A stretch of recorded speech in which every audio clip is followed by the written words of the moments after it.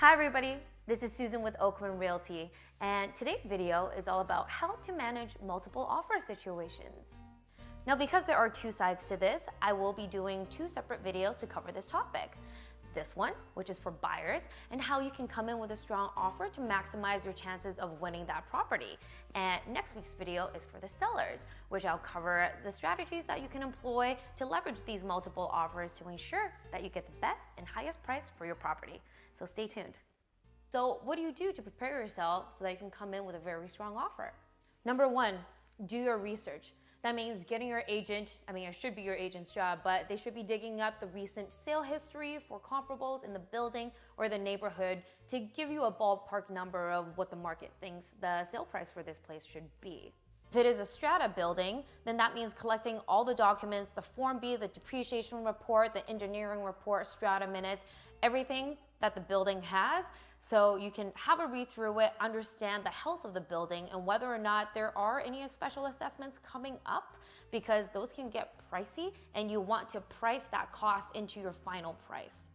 Number two, have your agent contact the listing agent and have your agent ask, hey, what exactly is it going to take for my buyer to win this property? Now, by asking that question, you can have an idea of what kind of terms and dates the seller is looking for, and maybe even a ballpark price range of what they're expecting the property to sell for. Number three, ask yourself and be honest. How much do you actually like this property?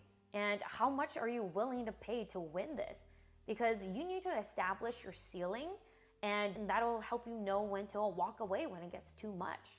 And you don't ultimately get buyer's remorse because you overpaid for the property.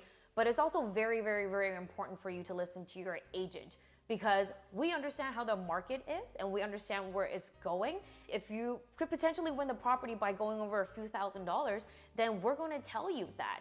I've seen this happen so many times where buyers are absolutely stubborn. It's not that they're not capable of going up a few $1,000s, they just refuse to for whatever reason.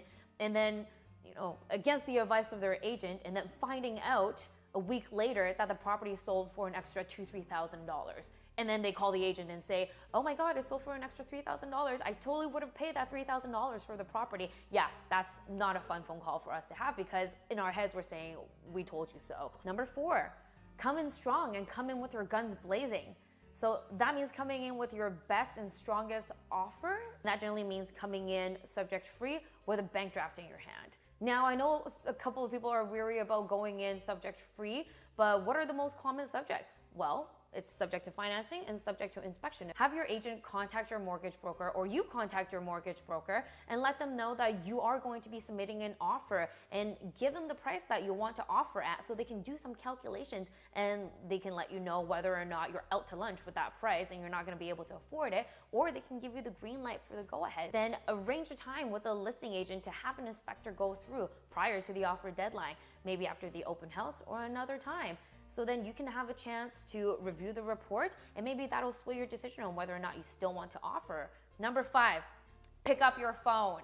And that means being available between when the offer deadline is and when you have left your offer open until, okay? So if it's 3 p.m. offer deadline and you've left your offer open until 8 p.m., be available during that period of time, because the agent's going to be contacting your agent and they're going to be contacting you to see if you can go up in price, and that's when all the negotiation happens. So if you're taking a nap and not answering your phone, there goes your chance of winning that property. So please pick up your phone. Well, that about wraps it up for this week's video. I hope you got some useful advice that you can take into maybe your open house tours this weekend, and get ready for multiple Mondays so you can come in strong with your guns blazing.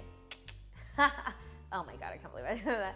All right, well, thank you so much for tuning in, and I will see you guys next week for the seller's guide. Cheers.